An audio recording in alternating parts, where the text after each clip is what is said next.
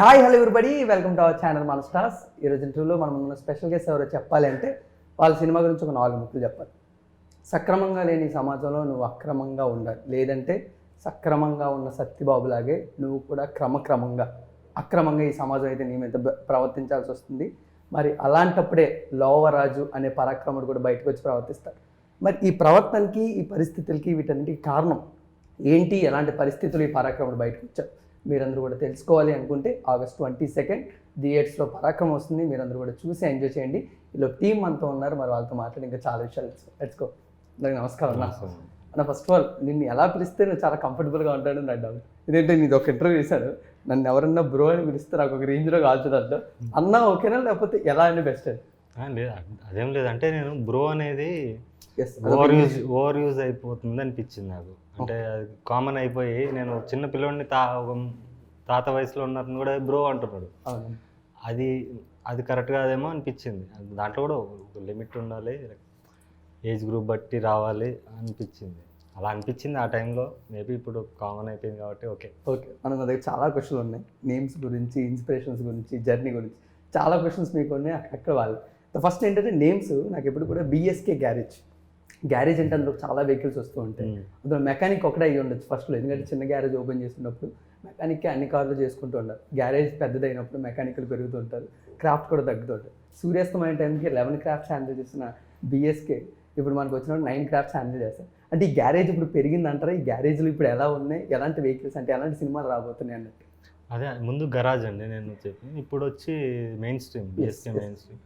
So నాకు DOP గారు వచ్చి 100%లో కెమెరామెన్, ఖాళీ SR అశోక్ ఆయన సౌండ్ డిజైన్ నాకు చేశారు, అండ్ ఫనీ మూసీ అని ఆర్ట్ డైరెక్టర్, స్టంట్ మాస్టర్ అందరూ. ఇప్పుడు అంటే ఇవన్నీ ముందు నేను చేసుకునేవాడిని, ఇప్పుడు నాకు ఆ క్రియేటివ్ కొలాబరేషన్లో చేస్తున్నాను అనమాట మంచి ఆర్టిస్టులతో. సో ఇప్పుడు తగ్గింది, కొంచెం స్ట్రెస్ తగ్గింది. But still writing and music మాత్రం నేనే చేసుకుంటాను, అది ఇవ్వలేను బయట ఎవరికి. ఓకే అన్న, నెక్స్ట్ ఏంటంటే ఇర్రిలవెంట్ క్వశ్చన్ అని నీకు అనిపించదు, అంత ఇర్రిలవెంట్. ప్రతి సినిమా కూడా సూర్యాస్తమయం, నిర్బంధం, మాంగళ్యం, పరాక్రమం అంతా ఎండ్ అవుతుంటుంది కదా, దానికి ఏమైనా కనెక్షన్ ఉందా, లేకపోతే నాకు అలా అనిపిస్తుంది? ఒక నాకు ఆ సౌండ్ ఇష్టం అండి. నా ఫస్ట్ తమిళ్లో 2 చేశాను, పోర్కలం, అస్తమనం. తర్వాత ఇక్కడ సూర్యాస్తమయం అని ఒకటి చేశా. తర్వాత నిర్బంధం నుంచి మళ్ళీ నా రెడ్ జర్నీ స్టార్ట్ అయింది. అన్నిట్లో అమౌంట్ ఫ్యూచర్లో కూడా ఉంటుంది, అది నాకు ఇష్టం. అంటే సౌండ్తో ఎండ్ అవ్వడం అంటే నాకు తెలుగుదనం అనిపిస్తుంది నాకు దాంట్లో. నాకు యండమూరి వీరేంద్రనాథ్ గారి సినిమాల్లో ఆయన టైటిల్స్ అంటే ఇష్టం ఒకప్పుడు. సో అలా కొంచెం నావెల్టీ ఉండాలి, అట్ ది సేమ్ టైం నా మార్క్ ఉండాలి అనిపించింది. శంకర్ గారు అప్పట్లో అన్ని తీసేవాళ్ళు, Anniyan, Indian, Kadhalan, gentleman. So అలాగే నాకు కూడా ఒకటి ఉండాలనిపించి అని పెట్టుకున్నాను. సూపర్, నా క్వశ్చన్ మంచిది అయిపోయింది, హ్యాపీ. ఇర్రిలవెంట్ అవ్వలేదు. So next actors. ఎప్పుడు కూడా మనం చాలా ఎక్కువగా మాట్లాడుతూ ఉంటే ఇండస్ట్రీలో కొంచెం బాగా కనబడతాం, బాగా వినపడతాం అంటూ ఉంటారు. బట్ మీరు ఫస్ట్ సినిమాకి చాలా తక్కువ మాట్లాడుతున్నారు. యాక్టర్స్గా దాన్ని ఎలా హ్యాండిల్ చేశారు? ఎందుకంటే పర్ఫార్మెన్స్ బాగా చేయాలి కదా, ఆన్ సైట్ వెళ్ళినప్పుడు అక్కడేమైనా టెన్షన్ ఉండేదా? మీరు మాట్లాడడానికి ఇంటర్వ్యూస్ అంతా ఆలోచిస్తున్నారు కదా, పర్ఫార్మెన్స్ చేసినప్పుడు ఎలా ఉండేది? యాక్టింగ్ చేస్తా, యాక్టింగ్ అంటే అప్పుడేమో నర్వస్నెస్ లేదా మాట్లాడడానికి కానీ, డైలాగ్స్ చెప్పడానికి కానీ? లేదు. Okay, great. బట్ ఎలా ప్రిపరేషన్ అయ్యేది? ఎందుకంటే చాలా కట్టే తెచ్చేలా మాట్లాడుతున్నారు కదా, how do you prepare your self for the అంటే డైలాగ్స్ కానీ? అది ఒక క్లాసికల్ డాన్సర్ రోల్ అంటున్నారు మీది, ఒక ఆమె వేరే ఈమె నా మర్దల్ క్యారెక్టర్ అనమాట. ఈమె కూడా క్లాసికల్ డాన్సర్ అంట, మొన్న చెప్పింది.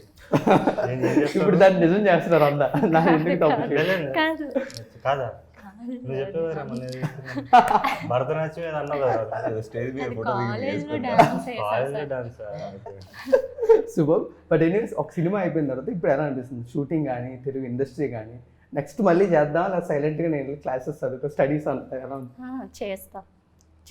చేద్దామని వచ్చాను, నా గోల్ అది.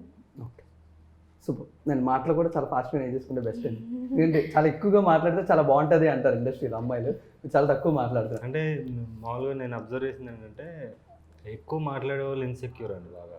అంటే లైక్ యాక్టర్స్ అందరు అటెన్షన్ కావాలని మాట్లాడుతూ ఉంటారు అక్కడ, they are very insecure. People are confident, they will just act and they will go. ఈ అమ్మాయి గారి నిఖిల్ అని కూడా ఉంటాడు, నానాజీ క్యారెక్టర్ చేసే వాడు కూడా అయిపోగానే వెళ్ళిపోయి సైలెంట్గా కూర్చునేవాడు. అవన్నీ నాకు స్క్రీన్ మీద కనిపిస్తున్నాయి, ఆ పర్ఫార్మెన్స్ కనిపిస్తుంది. మీకు ఇంట్రోవర్ట్సే బెటర్ యాక్టర్స్ అవుతారని నా ఫీలింగ్. ఎందుకంటే అక్కడికి వెళ్ళేసరికి they will be totally expressive. బయట ఎక్స్ప్రెసివ్గా ఉన్నప్పుడు అక్కడికి వెళ్ళేసరికి యూ లూజ్ యువర్ రిథమ్ అది నేను అబ్జర్వ్ చేశాను. ఓకే. అండ్ ఫైనల్లీ బ్రో, అంటే అన్న చుట్టూ సుధీర్ కానీ నాగతేజ్ కానీ మీలాంటి వారు అలా ఉంటూ ఉంటే ఆ ఎనర్జీ వైపు అనేది అలాగా ఫ్లో అవుతూ ఉంటుంది. బట్ ఆన్ సెట్ వచ్చినప్పటికి ఎలా ఉండేది అన్నతో మెయిన్గా? ఒక్కసారి డైరెక్షన్ కానీ లేకపోతే ఒకసారి స్టార్ట్ అనగానే ఒకసారి ఏం చేంజ్ ఓవర్ చూసావరా బిఎస్కే అన్నతో? చూస్తాం కదా. హౌ ఇట్ ఈస్, ఎలా ఉంటుంది అది మెయిన్ కావాలి. ఎందుకంటే ఇప్పుడు అన్న ఎలా వైబ్ అవుతున్నారు మా అందరికీ అంటే తెలుసు. వీళ్ళందరికీ యాక్షన్ కట్ మధ్యలో ఉంటుంది అది. వీడి పాపం పొద్దున్న నుంచి షూటింగ్ ఉన్న రోజులు ఉంటుంది. సూర్యబాబు క్యారెక్టర్ నా పక్కన ఇంతకుముందు లక్ష్మణ్ వేసాడు మొత్తం ఉంటాడు. ఇంకా సినిమా షూటింగ్లో కూడా సూర్యబాబు అన్నట్టు ఇంకా. సో అన్ని పనులు చేసుకుంటూ చేసేవాడు. ఎందుకంటే నేను యాక్టింగ్ కోసం పిచ్చి బట్టి వచ్చిన వాళ్ళు నేను గుర్తుపట్టేస్తాను. నేను అలాగే ఉండేవాడిని. నన్ను కూడా చాలామంది అసిస్టెంట్ వాళ్ళు వాడుకునే వాళ్ళు, గ్యాస్ సిలిండర్ పట్టరా అది పట్టరా అని. సో నేను అలా యూజ్ చేసుకోకుండా వాళ్ళని సినిమాకి మెకానికల్గా వర్క్ చేసి ఒక సిలబస్ లాగా వాళ్ళకి తెలిస్తే ఇంకా గ్రో అవుతారని నా ఫీలింగ్. సో సూర్యబాబు ఎలా ఉండబోతున్నాడు ఆన్ స్క్రీన్ మేము చూసినప్పుడు మాకు ఎలా కనెక్ట్ అవ్వబోతున్నాడు? అంటే మొన్న అన్న చెప్పారు, రియల్ లైఫ్లో ఫ్రెండ్ అంటే ఎలా ఉండాలి అనేది సూర్యబాబుని చూస్తే అర్థమైపోతుంది. అన్ని సినిమాలలో కాకుండా ఇది ఫ్రెండ్ క్యారెక్టర్ అంటే ఇలా ఉండాలి అనే విధంగా ఉండబోతుంది. బట్ ఈ జర్నీ ఎలా ఉంది? ఎందుకంటే ఇండస్ట్రీ అనేది ఒక్కొక్కరికి ఒక్కొక్క ఫేస్ చూపిస్తూ ఉంటుంది కదా. సో మీకు ఇండస్ట్రీ అనేది ఎలాంటి సినిమా చూపించింది మీరు సినిమాల్లోకి వచ్చేది? అంటే నేను ముందు చూసిన ఇండస్ట్రీ అదంతా వేరు. అన్నతో జర్నీ చేసిన ఈ టైం చాలా డిఫరెంట్ అనమాట. సూపర్. చాలా నేర్చుకున్నాం.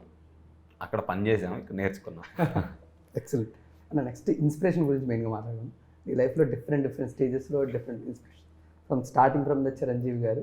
సో ఆయన ఛాలెంజ్ సినిమా నుంచి ఎంత ఇన్స్పైర్ చేశారు? మీ కాలేజెస్కి అందరూ బైక్స్లోని కార్స్లోని వెళ్తుంటే నువ్వు మాత్రం బస్ పాస్ తీసుకొని స్లో మోషన్ ఇలా బస్సు ఎక్కుతూ నువ్వు కూడా హీరోరా అని చెప్పిన పవన్ కళ్యాణ్ గారు. హౌ ఈ ఇన్స్పైర్ అంటే ఎలా ఉంటుందన్న ఒక క్యారెక్టర్ని ఏ టైంలో ఎలా ఇన్స్పైర్ చేస్తారో మనకు తెలియదు. బట్ ఆ టైంలో ఎలా అనిపిస్తూ అనేది ఇన్స్పిరేషన్ ఎలా తీసుకుంటాము అనేది. అంటే ఇప్పుడు పవన్ కళ్యాణ్ ఆయన గురించి వస్తే మిడిల్ క్లాస్ యువతకి ఆయన సినిమాల ద్వారా, అంటే అప్పుడు వచ్చే సినిమాలతో నాట్ టోటలీ అవే కమర్షియల్ సినిమాలు చేస్తున్నాయి, మిడిల్ క్లాస్ యువతకి ఇన్స్పైరింగ్గా ఒక క్యాంటీన్ ఓనర్ కొడుకు కిందో ఇలాంటి చిన్న చిన్న క్యారెక్టర్స్ చేసి తండ్రి చేతులతో తన్నులు తినడం, లేదా అన్నకు భయపడడం, అన్న మీద జోకులు వేయడం, ఇలాంటి సినిమాలు వచ్చాయి కదండి. లేదా పని బేవర్స్గా తిరిగేవాడు హీరోయిన్ చెప్పిన మాట వల్ల మారడం, ఇలాంటివి ఉన్నాయి కదండి. అవి యూత్కి అప్పట్లో మేము కనెక్ట్ అయ్యేవాళ్ళం. సో అందులో ఆయన సాంగ్స్ కాన్సెప్చువల్ సాంగ్స్ ఉండేవి. క్లాస్ వార్ మీద ఒక సాంగ్ చేసేవాడు, లేకపోతే ఆయన పెట్రియాటిజం పైన ఒక సాంగ్. ప్రతి సినిమాలో ఆయనది ఒక కాన్సెప్చువల్ సాంగ్ డైరెక్ట్ చేసేవారు ఆయన. సో అలా పవన్ కళ్యాణ్ క్రియేటివ్గా చాలామంది ఇన్స్పైర్ చేశారు. Through his creativity he has inspired many people. So నేను కూడా సినిమాలు చేసేటప్పుడు ఆయన వన్ ఆఫ్ ది ఇన్స్పిరేషన్స్. పాత్రలు నేను రాసుకున్నప్పుడు కూడా సో అక్కడి నుంచి ఇప్పుడు నేను అప్పుడు ఎలా కనెక్ట్ అయ్యానో నాకు కూడా కనెక్ట్ అవ్వాలి. Middle class, lower middle class, poor people కానీ వీళ్ళు నన్ను ఓన్ చేసుకోవాలి అనే థాట్ పుట్టింది మాత్రం ఆయన వల్లే. సూపర్. డెఫినెట్లీ నీ లైఫ్లో మెయిన్గా ప్రతి ఒక్కరి లైఫ్లో ఏదో ఒక స్టేజెస్ ఉంటుంది, చాలా ఇంపార్టెంట్గా ఉంటాయి. నీ లైఫ్లో చూసుకుంటే సినిమా ఒక పక్క అయితే క్రికెట్ ఒక పక్క. సినిమాతో ఎలా అయితే నేను చిరంజీవి గారు పవన్ కళ్యాణ్ ఇన్స్పైర్ చేసుకుంటున్నారో, మరో పక్క ఇంజనీరింగ్ చేయాల్సిన వాడు డిగ్రీ చేస్తూ సరోజిని అకాడమీలో జెమినీ క్లబ్కి కెప్టెన్ చేస్తూ ఎంఆర్ బెగ్ గారు 3 నెలలు ఇచ్చిన సెక్షన్, ఆయన శిక్షణ ఇదంతా మిమ్మల్ని టర్న్ చేసింది. ఈరోజు ఫిల్మ్ మేకింగ్లో బండి సరోజ్ మనం ఎంత యూనిక్గా చూస్తున్నాం అంటే ఆయన నేర్పించింది. బట్ హౌ ఒక క్రికెట్ని ఒక ఫిల్మ్ మేకింగ్ ఎలా మనం కనెక్ట్ చేయగలం? How the classes will be converted in to the అని. అంటే ఆయన క్రికెట్ కన్నా కూడా లైఫ్ నేర్పించారండి మాకు. అంటే నేర్పించడం అంటే నేను ఆయన పక్కన ఉండే స్టూడెంట్ కాదు, 50 మందిలో ఎక్కడో ఉండేవాడిని. బట్ ఆయన ఇన్స్పైరింగ్, ఆయన పర్సనాలిటీ కానీ, ఆయన క్రికెట్ని ఆయన చెప్పిన విధానం, కోర్ సైన్స్ నుంచి ఒక క్రికెట్ అనేది ఎక్కడి నుంచి స్టార్ట్ చేయాలి అనేది చెప్పిన విధానం నుంచి, సో ఇది ఎక్కడ ఇంప్లై చేసినా కూడా అదే రిజల్ట్ వస్తుంది అనే ఫీలింగ్ నాకు వచ్చింది. సో సినిమాకి కూడా నేను అలాగే కోర్ సైన్స్ నుంచి నేర్చుకోవడం స్టార్ట్ చేశాను. సో ఒక యాక్టర్ అవ్వాలంటే ఏం కావాలి? ఒక డైరెక్టర్ కావాలి, కెమెరామెన్ కావాలి, వీళ్ళు ఎవరు నా దగ్గర లేవు, వాళ్ళు పే చేసే డబ్బులు నాకు లేనప్పుడు నేనే అవన్నీ అవ్వాలి. అవ్వడానికి నాకు రీజను, నేను ఒక గల్లీ క్రికెటర్ని ప్రొఫెషనల్ క్రికెటర్గా 3 మంత్స్లో మారగలిగానంటే ఆయన ఇచ్చిన కోచింగ్ వల్ల, సైన్స్ వల్ల. అదే నేను ఇక్కడ ఇంప్లై చేసి ఇక్కడ చేయగలిగాను. సో ఆ విధంగా ఆయన నాకు చాలా ఇన్స్పైర్. ఆ 3 మంత్స్ ఎంత బాగుందో, తర్వాత 3 మంత్స్ స్లైడ్ షాట్లు నేర్పించాలి కూడా ఎక్కువ అయిపోయారు. హౌ ఇట్ ఈస్ ఇప్పుడు ఇండస్ట్రీలో ఎలా హ్యాండిల్ చేస్తున్నాం? స్లైడ్ షాట్లు కొట్టేవాళ్ళు, దాని గురించి చెప్పేవాళ్ళు. అదే 2 రకాలు ఉంటారండి ప్రతి చోట, ప్రతి దాంట్లో ఉంటారు. ఒకరు ప్యూర్లీ బిజినెస్ ఫాలో అయ్యే వాళ్ళు ఉంటారు, ఒకరు క్రియేటివిటీ మర్యాదిస్తూ బిజినెస్ చేసే వాళ్ళు ఉంటారు. సో 2 వర్గాలు ఉన్నాయి. Great. But me family background నుంచి ఎలా ఉంది మ్యామ్? అంటే సినిమా మొత్తం కంప్లీట్ అయింది, అందరూ ఆగస్ట్ 22 నుంచి ఈగర్గా వెయిట్ చేస్తారు. బట్ ఎలాంటి టెన్షన్ కానీ నెర్వస్నెస్ కానీ ఇలాంటివి ఏమైనా ఉన్నాయా ఫ్యామిలీకి మీకన్నా ఎక్కువ? లేదు, ఓకే, వాళ్ళకి చాలా happy. Super. But me character work గురించి కొంచెం ఎక్స్ప్లెయిన్ చేయగలరా? మరదలు అనే క్యారెక్టర్ అంటున్నారు, ఎలా ఉండబోతుంది ఈ క్యారెక్టరైజేషన్ చూసినప్పుడు? చాలా ఒక ట్రెడిషనల్ గర్ల్లా మాకు కనబడుతుంది, ఊర్లో నాకు అమ్మాయిలాగా. హౌ ఇట్ ఈస్ క్యారెక్టర్ అనేది ఎలా ఉంటుంది అనేది? ఒక లవ్ స్టోరీ సార్తో. ఓకే, దాని నుంచి చెప్పొద్దన్నారా సారు? ఆగస్టు 22కి చూడండి థియేటర్. సూపర్. సురువా అంటే మెయిన్గా ప్రతి ఒక్క కెరీర్, ప్రతి ఒక్క లైఫ్లోని ఫ్రెండ్ అనేవాడు ఉంటాడు, వాడి వల్ల మనం ఎదగచ్చు, వాడి వల్లే మనం పోవచ్చు కూడా. ఈ సూరిబాబు అనేవాడు లోవరాజ్ అనే ఆయన జర్నీలో ఎలాంటి ఫ్రెండ్ అవ్వబోతున్నాడు పరాక్రమం చూసినప్పుడు మేము? అంటే అదే ప్రతి ఒక్కరి ఫ్రెండ్లో ప్రతి ఒక్కరి లైఫ్లో ఫ్రెండ్ కంపల్సరీ ఉంటుంది. మధ్యలో క్లాషెస్ అవుతుండొచ్చు, వాళ్ళు విడిపోయి మళ్ళీ కలుస్తుండొచ్చు, మళ్ళీ కలవకపోయే వాళ్ళు ఉండొచ్చు. కానీ ఇది అట్లా కాదు, ఫస్ట్ నుంచి ఒక ప్రతి సినిమాలో ఫ్రెండ్ ఉన్నట్లా కాకుండా లాస్ట్ వరకు హీరోకి తోడుగా స్ట్రాంగ్గా నిలబడే క్యాండిడేట్. సూపర్. అన్న లోవరాజ్ కన్నా సూరిబాబు ఎక్కువ టచ్అప్ చేస్తున్నారంటే ఎందుకు? అది మెయిన్ రీజన్ తెలుసుకోవాలి. మేకప్ లోవరాజ్ కన్నా సూరిబాబు ఎక్కువ ట్రై చేస్తున్నారంటే ఎందుకు?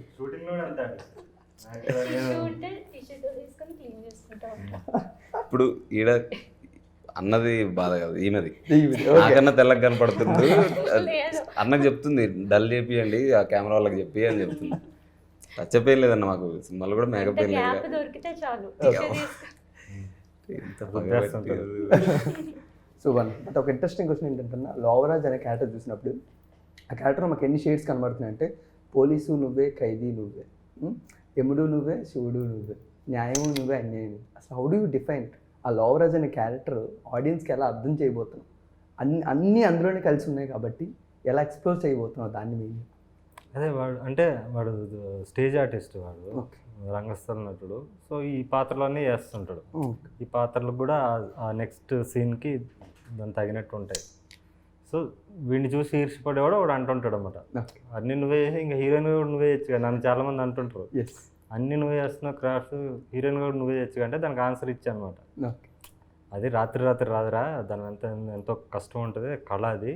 కళ అంటే రాత్రి రాదు, నిద్ర పట్టదు, నిద్రపోనేవద్దు కళ అని గొప్ప సీన్ ఉంటుంది దీంట్లో. సో వీళ్ళందరికీ ఆన్సర్ క్రింజ్ పీపుల్ ఎవరైతే ఉంటారో వాడికి ఒక్క పనే సరిగ్గా రాదు, ఇన్ని పనులు చేస్తున్నాడు, ఎల్లల్లో చేస్తున్నావు, అన్ని నువ్వు చేసినప్పుడు అది కూడా చేసుకోవచ్చు కానీ కామెడీగా అంటాడు. అన్ని పనులు చేస్తున్నట్టు వాడి కష్టం, వాడి వెనక వ్యధ, వాడు పడే వ్యధ, దాన్ని గుర్తించాలి. మనిషి హార్డ్ వర్క్ని చులకనగా మాట్లాడకూడదు అనే ఒక పాయింట్ నాకు చాలా హర్ట్ అయినా ఆ మాట నన్ను చాలామంది అన్నప్పుడు. సరే వీళ్ళకి ఒక ఆన్సర్ అవ్వాలి, అందుకే ఐ మీ మై సెల్ఫ్ దీంట్లో అన్ని నా భావాలని నేను కథలో మిళితం చేసి చెప్పడం జరిగింది. సూపర్. బట్ బండి సరోజ్ కుమార్లో యాక్టర్గా ఎంతమంది లవ్ చేస్తుంటారు, టెక్నీషియన్ కూడా కొంతమంది డైరెక్టర్ నచ్చు, ఎడిటర్ నచ్చచ్చు. చాలామందికి మీ మ్యూజిక్ అంటే కూడా చాలా ఇష్టం. లైక్ ఇప్పుడు డిఎస్పీ గారి దగ్గర తమన్ గారు వాళ్ళ ప్రోగ్రామ్స్ కూడా మెస్మరైజ్ అవుతూ ఉంటారు. హౌడు అంటే ఈ ట్యూన్ ఎలా సెర్చ్ చేశారు? దానికి సీక్రెట్ ఇంకా ఇప్పటికీ కూడా ఆ కోంపల్లి హైవే బ్రిడ్జ్ అంటారా లేకపోతే ఏమైనా మారిందంటారు? ఏదైనా మ్యూజిక్ మేకింగ్ వీడియోస్ ఉంటాయండి, మ్యూజిక్ ఎక్కడి నుంచి రావాలి చాలాసార్లు చెప్పారు. సో అక్కడి నుంచి వచ్చిన దాన్ని నేను సైంటిఫిక్గా కీబోర్డ్ పైన పెట్టి తర్వాత దాన్ని నేను వేరే ఆర్టిస్టులతో, గిటారిస్ట్ కానీ కీబోర్డ్ ప్లేయర్స్ కానీ వాళ్ళతో నేను next level vision studio sound vision తీసుకొచ్చి తర్వాత సింగర్స్తో పాడించి అలా చేస్తాను. బట్ అంటే సీక్రెట్ ఏంటంటే కోంపల్లి హైవే బ్రిడ్జ్ మీద మీరు బండి నుంచి ఇక్కడ వెళ్ళేలోపు ట్యూన్ వస్తుంది అంట కదా, అది ఎలా సాధ్యం అనేది? అప్పట్లో నేను కోంపల్లిలో ఉన్నప్పుడు నాకు అలా ఆ జర్నీలో వచ్చేదన్నమాట, వస్తే రికార్డ్ చేసుకునేవాడిని వెంటనే. సో అది మ్యూజిక్ అనేది రెహమాన్ గారు కూడా అన్నారు ఒకసారి, ఏఆర్ రెహమాన్ కూడా ఏమన్నాడు అంటే ఆయన, మ్యూజిక్ అనేది అది వచ్చినప్పుడే నువ్వు తీసుకోవాలి, నువ్వు కూర్చుంటే అది రాదు అని చెప్పారు. So it is true actually. So నాకు అలా వచ్చినప్పుడు బండి ఆపి తీసుకున్నాను. సూపర్. మ్యామ్ మెయిన్గా ఇండస్ట్రీలో వచ్చిన వాళ్ళకి చాలా డిఫరెంట్ అంబిషన్స్ ఉంటాయి. ఇలాంటి క్యారెక్టర్స్ చేయాలి, వీళ్ళతో చేయాలి, ఇలాంటి డైరెక్టర్స్తో చేయాలి. అలా మీ అంబిషన్స్ ఏంటి ఆఫ్టర్ పరాక్రమం? అంటే మంచి క్యారెక్టర్ పడితే చేస్తా. How do you define? ఎందుకంటే ఒక్కొక్కరికి మంచి క్యారెక్టర్ అంటే ఒక్కొక్కలా ఉంటుంది. నాకు మంచి క్యారెక్టర్ అంటే నాకు ఒకలా అనిపించవచ్చు. సో ఒక యాక్ట్రెస్ పరంగా మీకు ఎలా మంచి క్యారెక్టర్ అంటే? ఒక లవ్ ఉండాలి, ఎమోషనల్ ఉండాలి. సరోజన్ మీకన్నా సరోజన్కి బాగా అర్థమైనట్టుంది. ఎలాంటి క్యారెక్టర్స్ మేడకి బాగా ఇష్టాలు? లేదు, ఆమె రోజు ఆమె ఇన్స్టాగ్రామ్లో రీల్స్ చేస్తుంటుంది. రీల్స్ ఒక రోజు చీర కట్టుకుంటుంది, ఒక రోజు లంగా వేసుకుని వస్తాడు నారాజు, ఎవడో వస్తాడని వెయిట్ చేస్తుంది ఈ పిల్ల. ఆ ఏజ్లో ఉంటుంది, అంతే ఉంటారు కదా. అందుకే లవ్ ఉండాలి. నాకు వచ్చే ఆడిషన్స్ కూడా అమ్మాయిలు ఏంటి నన్ను ప్రపోజ్ చేస్తున్నావు, నా వెంట పడుతున్నావు ఏంటి, ఇలా ఉంటాయి అనమాట. అమ్మ జీవితంలో అదే కాదు, చాలా ఉన్నాయి. అమ్మ చచ్చిపోతే ఎలా ఫీల్ అవుతావు అలా ఏడు, లేదా నీ ఎగ్జామ్ ఫెయిల్ అయితే ఎలా ఫీల్ అవుతావు అది చూపించు, లేదా మీ నాన్న మీద ప్రేమ వస్తే సడన్గా మీ నాన్న ఏదో నీకోసం ఏదో త్యాగం చేశాడు అప్పుడు ఎలా ఫీల్ అవుతావు చెప్పు. There are lot of emotions in life. మీరు మీ ఏజ్ తగ్గట్టు లేకపోతే వీళ్ళందరూ చేస్తున్నట్టు లవ్ నుంచి స్టార్ట్ చేస్తున్నారు. అలా వద్దు అని చాలాసార్లు చెప్తుంటా. నాకు వచ్చే ఆడిషన్స్ కూడా నేను ఈ అమ్మాయి కూడా అలాంటి ఆడిషన్ పెట్టింది. ఇంకొక అమ్మాయి కూడా బొమ్మరిల్ క్లాసికల్ డాన్సర్ ఉంది కదా, బొమ్మరిల్ సీన్ పెట్టింది.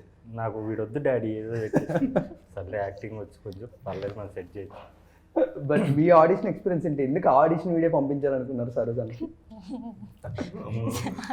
చెప్పండి సార్. నేను యాక్చువల్లీ ఈ అమ్మాయిని మనోడు తీసుకొచ్చాడు, వేరే క్యారెక్టర్, ఏది ఇంకో క్యారెక్టర్ ఉంది కదా, ఆ అమ్మాయి క్యారెక్టర్కి అంటే మంగళంలో బుజ్జంలా ఇందులో కొంచెం ఆటిజం ఉంటుంది. అందమైన అమ్మాయి కావాలంటే ఒక అమ్మాయి ఉందన్న, అందంగా ఉంటుంది కానీ టార్చర్ ఉంటుంది, సిగ్గుపడుతుంది, వీడే భయపడుతుంది అది అని చెప్పాడు. సరే తీసుకురా అంటే నేను వెళ్ళగానే కలిసినప్పుడు ఒక కేఫ్లో అక్కడ కలిసాం. నేను వెళ్ళగానే దడొచ్చేస్తుంది అన్నట్టు, నేను రాగానే దడొచ్చేస్తుంది అంటుందన్నా అని నవ్వాడు. అంటే ఆ దడొచ్చేస్తుంది అనేది ఆ స్లాంగ్ వచ్చి ఆ యాక్సెంట్ వచ్చి పక్కా తూర్పుగోదావరి.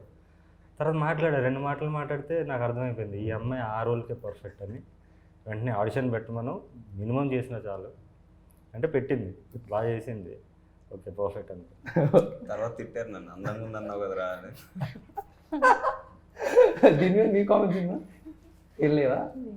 ఓకే, మీ ఇద్దరు ముందే ఫ్రెండ్సా? పరాక్రమం కన్నా ముందు మీ ఇద్దరు ఫ్రెండ్స్, సో ఈ విధంగా వచ్చింది. ఈ పిల్లని నిఖిల్ అని ఒకడు ఉంటాడు, నానాజీ క్యారెక్టర్ చేశాడు, వాడు కూడా మనోడు త్రూ వచ్చారు. అంటే మనోడు యాక్చువల్లీ ఫ్యాకల్టీ, వాళ్ళకి యాక్టింగ్ నేర్పిస్తుంటాడు. దాని గురించి తర్వాత మాట్లాడారు మళ్ళీ. ఇప్పుడు మాట్లాడద్దు అలా. ఈ నేర్పిడా చిన్న గారు నేర్పిస్తారా? నవీన్ సార్, చిన్న సార్. ఓకే, ఈ రోల్ ఏంటి అక్కడ? ఇక్కడ అక్కడ యాక్టింగ్ నేర్పించే దగ్గర అంటే పెయింటింగ్ ఆర్టిస్టా? ఆయన ఆర్ట్ డైరెక్టర్, ఫైన్ ఆర్ట్స్ చేసుకుని వచ్చాడు. అదే యాక్టింగ్ ఇంట్రెస్ట్, థియేటర్ గ్రూప్లో తిరుగుతుంటాడు, అంటే వాళ్ళతో కలిసి ఉంటుంటాడు అన్నమాట. ఈ అమ్మాయికి వచ్చి చిన్న అని ఒక వాడు కూడా చేశాడు మా దాంట్లో యాక్టర్, వాడు వచ్చి ఈ అమ్మాయికి గురువు, హెల్ప్ చేసేవాడు డైలాగుల్లో. అన్న నీ అంబిషన్స్ కూడా చెప్పన్న, అలా పెద్ద పెద్దగా ఉన్నాయా లేకపోతే చిన్న చిన్నగా ఉన్నాయా నీ అంబిషన్స్? లేదన్న, యాక్టర్ వాళ్ళని, అందుకే ఆర్ట్ ఫీల్డ్లోకి వచ్చాను. సో డైరెక్టర్ పరిచయాలు పెరుగుతాయి, అదేం జరగలేదు. బట్ మీ పర్సెప్షన్లో ఇలాంటి రోల్స్ అయితే నేను బాగా చేస్తాను అన్నట్టు ఉంటుంది కదా. సో అలాంటివి ఎలాంటి ఇప్పుడు వ్యాస్ట్ టైప్ ఆఫ్ రోల్స్లోనే తెలుగు ఇండస్ట్రీలో ఎలాంటి రోల్స్ అయితే నాకు పర్ఫెక్ట్గా యాప్ట్ అవుతాయని మీరు అనుకుంటున్నారు? అట్లేం లేదన్న, ఆర్టిస్ట్ నాకు అన్ని చేయాలి, నేను చేశాను, ఏదన్నా చేయగలుగుతామని ఉంది. సరే, నాకు యాక్చువల్లీ శేఖర్ అని ఒక ఫ్రెండ్ ఉండేవాడు అనమాట. ఇప్పుడు ఎక్కడ ఉన్నాడు తెలియదు, చాలా ఇయర్స్ బ్యాక్. వాడు ఇలాగే సూర్యబాబు క్యారెక్టర్ నాకు ఇన్స్పిరేషన్. వాడు నాతో ఏది ఉన్నా కూడా నా పక్కన ఉండేవాడు. ఏ పని అన్న పోలీస్ స్టేషన్ పోనే నా పక్కన ఉండేవాడు. ఎక్కడ అప్పుడు యంగ్ కదా, ఇంకా అగ్రెసివ్గా ఉండేవాడిని. నా కోపం వస్తే బాటిల్ ఇచ్చి కొట్టేసే ఉండేవాడు ఒకటి. సో అలా ఉండేది, అంత అగ్రెసివ్గా ఉండేవాడిని. వాడు మాత్రం సైలెంట్, నా పక్కనే ఉండేవాడు. ఏది ఉన్నా అవతల 100 మంది ఉన్నా ఉండేవాడు నాతో. వాడు నాకు ఇన్స్పిరేషను. వాడు ఇంట్రోవర్ట్, సైలెంట్గా ఉంటాడు అంతే. సో ఇలాంటి క్యారెక్టర్ని నేను ఎప్పటికన్నా క్రియేట్ చేయాలి అనుకున్నాను. ఈ సినిమాకి నాకు కరెక్ట్ అనిపించింది. వీడిని చూస్తే నాకు వాడే గుర్తొచ్చిండు. కొంచెం నేచర్ కానీ, మాట్లాడే పద్ధతి, కంపోజరు, పేషెన్స్. నేను చాలా తక్కువ ఏజ్లో చాలా చూసాడు, నాకు తెలిసి అర్థమైపోయింది. ఇలాంటి వాడు కరెక్ట్ మనకి అనుకుని ఆ క్యారెక్టర్ ఇవ్వడం, ప్లస్ సినిమా షూటింగ్లో కూడా సూర్యబాబు లాగే చేపించాము మొత్తం పనులన్నీ. And one more interest question ఏంటంటే, నువ్వు ఇండస్ట్రీలోకి ఎంటర్ అయిందే మార్కెట్ కొలాప్స్ అయిన వాళ్ళతో సినిమా చేసి వాట్ ఐ యామ్ అనేది ప్రూవ్ చేసుకుని అనుకున్నాను. తర్వాత మార్కెట్ ఉన్న వాళ్ళతో చేద్దాం అనుకుని చాలామందిని ట్రై చేసాం. చివరికి నీ మీద ఇప్పుడు ఈరోజు నీ మీద ఒక మార్కెట్ అనేది క్రియేట్ అయిపోయింది. ఈ జర్నీ అంతా చూస్తుంటే what is your experience from market collapse to నీ మీద ఒక మార్కెట్ క్రియేట్ చేసుకొని? ఇంకా క్రియేట్ అవ్వలేదు, ఇప్పుడు సినిమా రిలీజ్ అయ్యాక తెలుస్తుంది. ఎంతమంది అంటే ఇప్పుడు సినిమా అనే సక్సెస్ అనేది సింకింగ్ అండి. ఇప్పుడు నాకు ఓ 10 లక్షల మంది ఆడియన్స్ ఉన్నారు అనుకోండి ఫర్ ఎగ్జాంపుల్. 10 లక్షల మందికి సినిమా వస్తుందని తెలియాలి. ఆ మూమెంట్లో వాళ్ళు ఫ్రీగా ఉండాలి. అందులో మెజారిటీ ఎంతమంది వస్తారు, సో ఇట్లా ఉంటుంది. సో అన్ని సింక్ అయ్యి ఆ టైంకి ఎస్టాబ్లిష్ అయితే అది మన market. So numbers is market, not the following. ఆ నెంబర్స్ వచ్చే వరకు నేను ఇది ఇంకా లైక్ స్ట్రగ్లింగ్ పీరియడ్గానే చూస్తాను. 22, 23కి తెలిసిపోద్ది నాకు ఏంటి నెక్స్ట్ ఏంటి. మళ్ళీ పోరాడాలా? ఎస్. లేదు కుట్టినా కూడా పోరాడాలి. అంటే నేను ఎప్పుడు ఎక్కువ ప్రెషర్ పెట్టుకోవాలనుకుంటున్నాను. ఎంత ఎక్కువ అంటే ఎక్కువ వర్క్ లోడ్ పెట్టుకుంటే మనం అంత పైకి వెళ్తాం, ముందుకు వెళ్తాం అనేది నేను చూసిన నా ఎక్స్పీరియన్స్లో నాకు జరిగింది. సో ఒకవేళ నాకు నిజంగా మార్కెట్ వస్తే కనుక మార్కెట్ మించి ఇంకో 10 సినిమాలు చేయాలి, ఒకేసారి ప్రొడ్యూస్ చేయాలి, ఒకదానికి ఇది చేయాలి, అన్ని అంటే నా ద్వారా నా ప్రొడక్షన్ నుంచి సినిమాలు రావాలి. అంటే యాక్టర్గా నా మార్కెట్ని యూజ్ చేసుకుంటూ ఇంకో సినిమా చేయాలి, ప్రొడ్యూసర్గా నా బ్యానర్ మార్కెట్ యూజ్ చేసుకుని కొత్త సినిమాలు తీయాలి, డైరెక్టర్గా మళ్ళీ నేను డైరెక్ట్ చేసుకుంటూ ఎప్పుడో సంవత్సరానికి ఒకసారి నా ఐడియాలజీతో సినిమా తీయాలి. బట్ నీ డైరెక్టర్స్ బకెట్ లిస్ట్ ఎవరైనా ఉన్నారు నీ డైరెక్షన్లో వీళ్ళతో చేయాలి? నాకు బాలాతో చేయాలని నా అల్టిమేట్ డ్రీమ్. అది కూడా ఇప్పుడు ఆయన తీస్తున్నట్టు కాకుండా, ఆయన ఎప్పుడు ఏంటంటే ఒక సినిమా 2-3 సంవత్సరాలు తీసేవాడు. అందులో ఒక సినిమా జర్నీ నేను దగ్గర నుండి చూశాను. నేను దేవుని సినిమా ఒక 2-3 షెడ్యూల్స్ చూశాను. ఆయన పడిన స్ట్రగుల్, ఆయన ఎప్పుడు స్ట్రగుల్లోనే ఉండేవాడు ఆయన. ఎందుకంటే సినిమా బడ్జెట్లో అవదు. ఆయన సినిమా బాగా వచ్చే వరకు, ఆయన సాటిస్ఫై వరకు తీస్తూనే ఉంటారు. సో 2-3 ఇయర్స్ ఒక డైరెక్టర్ మీద ఒక బాహుబలి లాంటి సినిమా ప్యాన్ ఇండియా అంటే పెట్టచ్చు. అది కూడా గ్రేటే. ప్రభాస్ ఆ విషయం చాలా గ్రేట్. కానీ ఇలాంటి రా ఫిల్మ్స్ పైన 2 ఇయర్స్ 3 ఇయర్స్ పెట్టడానికి యాక్టర్స్ సంకోచిస్తారు. But as a true artist, as a art lover, నేను 2 ఇయర్స్ కాదు, ఆయన సినిమా అలాంటి సినిమాలు తీస్తే ముందులాగా 10 ఏళ్ళన్నా ఉండాలి, ఒక్క సినిమా చేయాలని ఉంది. అవునా. వన్ ఫైనల్ క్వశ్చన్ ఏంటంటే, ఫస్ట్ ప్రాజెక్ట్ చాలా ఇష్యూస్ వచ్చినా ఎక్కడ కూడా నీకు కావాల్సింది నీకు వచ్చినంత వరకు దాని గురించి ట్రై చేస్తూ ఫైట్ చేసి అచీవ్ చేయి. సూర్యాస్తమయంకి నెట్ఫ్లిక్స్ ఒరిజినల్స్ వచ్చినా మీరు ఎక్కడ కూడా వెనక్కి తగ్గకుండా దాన్ని థియేటర్ వరకు తీసుకొచ్చారు. బట్ మాంగళ్యం అనేది ఒక యూట్యూబ్లో తీసుకొచ్చినా మీకుంటూ ఒక వైడ్ రేంజ్ ఆఫ్ ఆడియన్స్ని అదే మీకు ప్రజెంట్ చేసింది. బట్ ఇందులో అంటే దీన్ని ఒక కాంప్రమైజ్గా చూసుకుంటారా, లేకపోతే వాట్ ఐఎమ్ క్యాపబుల్ అనేది ఆడియన్స్ చూపించాలి అని మీరు ఈ స్టేటస్ అని ఎలా చూసుకుంటారన్న మెయిన్గా అది? ఆ సినిమాకి వచ్చినప్పుడు అప్పుడు మా ఓటీటీలో సినిమాలు లేవు ఎక్కువ. అప్పుడు ఆ అప్పుడే time కొత్తగా ఓటీటీ వచ్చింది. అది నేను వేరే కాంబినేషన్స్లో చేశాను కాబట్టి వాళ్ళు థియేటర్లో చూసుకోవాలి అది అంటే సరే, వాళ్ళ కోసం నేను పట్టించుకోలేదు దాన్ని, అది వేరే విషయం. బట్ నా రియల్ ఫిల్మ్ మేకింగ్ నిర్బంధం నుంచి స్టార్ట్ అయింది. సో నేను యూట్యూబ్లో రిలీజ్ చేసిన చాలా హ్యాపీ ఫీల్ అయ్యాను. ఎందుకంటే ఓటీటీలు లేని వాళ్ళు చాలామంది ఉన్నారు ఈరోజు. నీకు ఓటీటీలో కూడా ఒక ఓటీటీ ఒకరి దగ్గర ఉంటుంది, ఒక ఓటీటీ ఒకరి దగ్గర ఉంటుంది. ఐబొమ్మ తెలియని వాళ్ళు కూడా చాలామంది ఉంటారు. వీళ్ళందరికీ యూట్యూబ్ తెలుసు. యూట్యూబ్ ఇప్పుడు ప్రతి ఒక్కరి చేతిలో ఉంది. సో వాళ్ళకి నేను ఎక్కువ మంది నేను రీచ్ అవ్వాలనే దాని మీద తీశాను. ఇవన్నీ ఆలోచించలేదు బిజినెస్ ఇవన్నీ. ఇప్పుడు ఈ సినిమా అనేది దీని నుంచి జనరేట్ అయ్యే ఇన్కమే business. Great, thank you so much అన్న. అండ్ ఫైనల్లీ మీ ఇద్దరికి one memorable moment from the sets of Parakramam అంటే, సినిమా అయిపోయిన తర్వాత కూడా ఎప్పుడన్నా ఈ సినిమా గురించి గుర్తు చేసుకోగానే మీకు వెంటనే మీ స్మైల్ వచ్చేటట్టు మీ ఫేస్ మీద, that moment in shoots. Madam ఆలోచిస్తున్నారు, ఈలోపు నువ్వు చెప్పాను నీకు చాలా ఉంటాయి. అదే చాలా ఉంటాయి. ది బెస్ట్ మూమెంట్ అంటే ఏం లేదా పరాక్రమం ఉంది సార్? ఉందన్న. రోజు వెహికల్ లేట్ అయింది, ఆ రోజు అన్న ఫోన్ చేసి బాగా తిట్టారనమాట. నాది ఫస్ట్ డే. ఓకే, ఇది బెస్ట్ మూమెంట్. వెహికల్ లేట్ అయినందుకు బిఎస్ కార్డు పెట్టడం. అంటే ఆ రోజు ఆల్మోస్ట్ 8 చేశాను అనమాట. అన్న దగ్గరికి వచ్చేసరికి నువ్వు రారా సెట్కి ఈరోజు నీ సంగతి చెప్తానన్నారు. ఈ అమ్మాయి వెహికల్లో ఇలా కూర్చున్నాను నేను. ఇంకా ఏం జరిగింది అసలు, నన్ను ఎందుకు వేసుకున్నారు ఇప్పుడు? అంటే జనరల్ రోజు వేసుకుంటారు, ఆ రోజు కొంచెం స్పెషల్గా వేసుకున్నారు. అక్కడికి వెళ్ళేసరికి కూల్ అయిపోయారు అన్న. అప్పటికి ఇంకా ఏందిరా నువ్వు ఎట్లా చెప్తే ఎట్లా రా అన్న. నేను మాట చెప్పేలోపు అన్న నేను కాదన్నాలో నాకు గుడ్లలో నీళ్ళు తిరిగేస్తున్నాయి. ఇంకా అది మర్చిపోలేదు. అది థ్యాంక్ యూ. ఫైనల్లీ మీరు నాది ఫస్ట్ డే డైలాగ్ దగ్గర. డైలాగ్ పోయిందా? డైలాగ్ పోవడం వల్ల కాదు, పోయాక నవ్వింది. అది కూడా నాకు మరి ఎట్లా అంటే ఫస్ట్ ఈమె ఆ రోజే స్టార్ట్, నేనే తీసుకొచ్చా, ఏమన్నా అయితే నాకే పడుతుంది ఇలా.